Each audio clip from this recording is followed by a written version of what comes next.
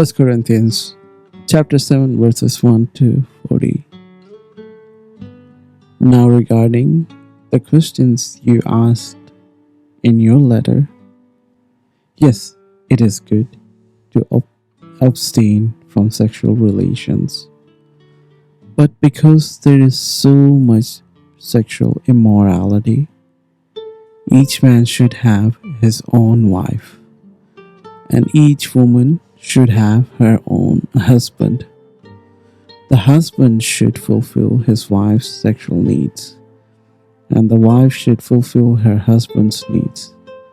The wife gives authority over her body to her husband, and the husband gives authority over his body to his wife.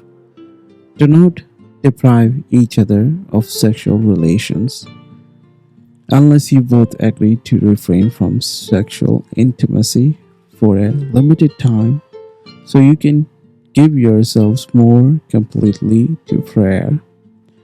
Afterward, you should come together again so that Satan won't be able to tempt you because of your lack of self-control. I say this as a concession, not as a command, but I wish everyone were single, just as I am.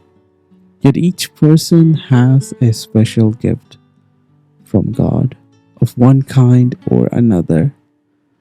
So I say to those who aren't married and to widows, it's better to stay unmarried, just as I am.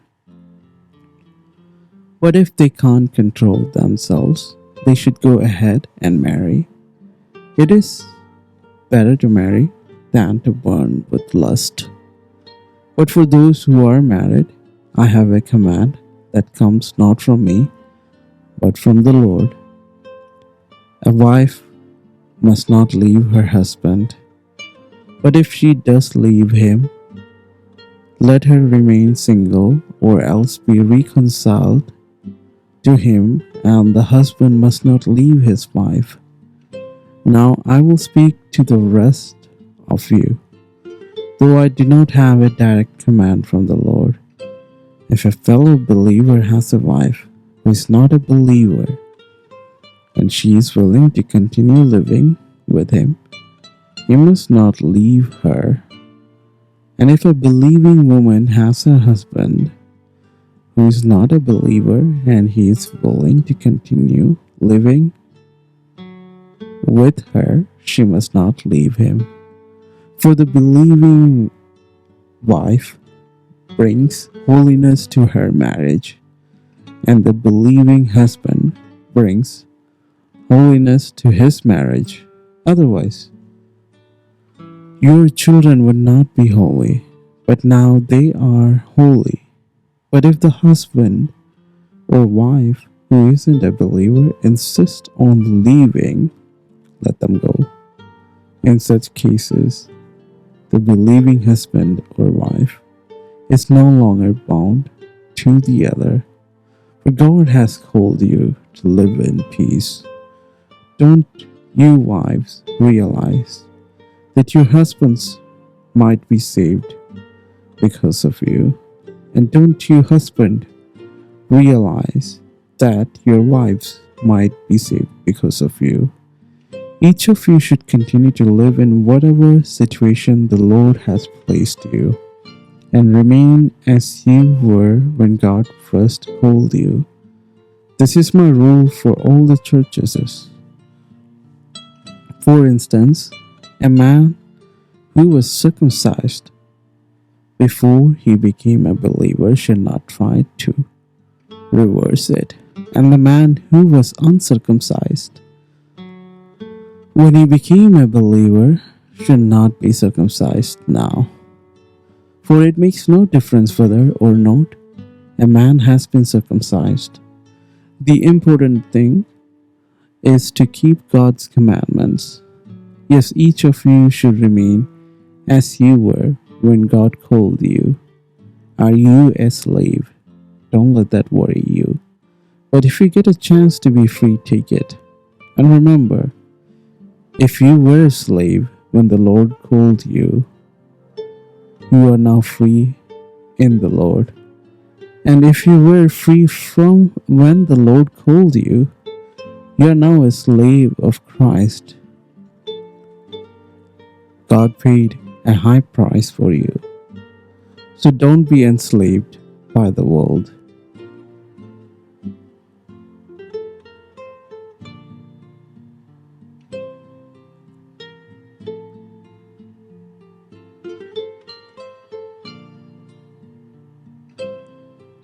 Each of you, dear brothers and sisters, should remain as you were when God first called you. Now, regarding your question about the young women who are not yet married, I do not have a command from the Lord for them, but the Lord in His mercy has given me wisdom that can be trusted, and I will share it with you because of the present crisis.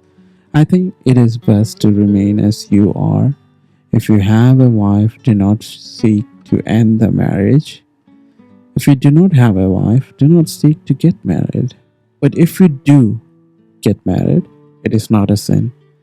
And if a young woman gets married, it is not a sin. However, those who get married at this time will have troubles. And I'm trying to spare you those problems. But let me say this, dear brothers and sisters, the time that remains is very short. So from now on, those with wives should not focus only on their marriage. Those who weep or who rejoice or who buy things should not be absorbed by their weeping or their joy or their possessions.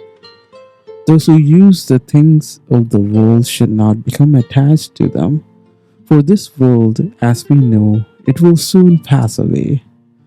I want you to be free from the concerns of this life. An unmarried man can spend his time doing the Lord's work and thinking how to please Him. But a married man has to think about his earthly responsibilities and how to please his wife. His interests are divided. In the same way, a woman who is no longer married or has never been married can be devoted to the Lord and holy in body and in spirit. But a married woman has to think about her earthly responsibilities and how to please her husband. I'm saying this for your benefit, not to place restrictions on you. I want you to do whatever will help you serve the Lord best, with a few distractions as possible. But if a man thinks that he is treating his fiancée improperly and will inevitably give in to his passion, let him marry her as he wishes. It is not a sin. But if he has decided firmly not to marry, and there is no urgency, and he can control his passion, he does well not to marry.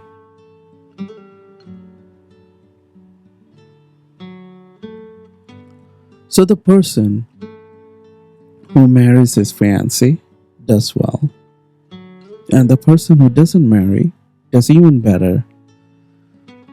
A wife is bound to her husband as long as he lives. If her husband dies, she is free to marry anyone she wishes, but only if he loves the Lord. But in my opinion, it would be better for her to stay single, and I think I am giving you counsel from God's Spirit when I say this.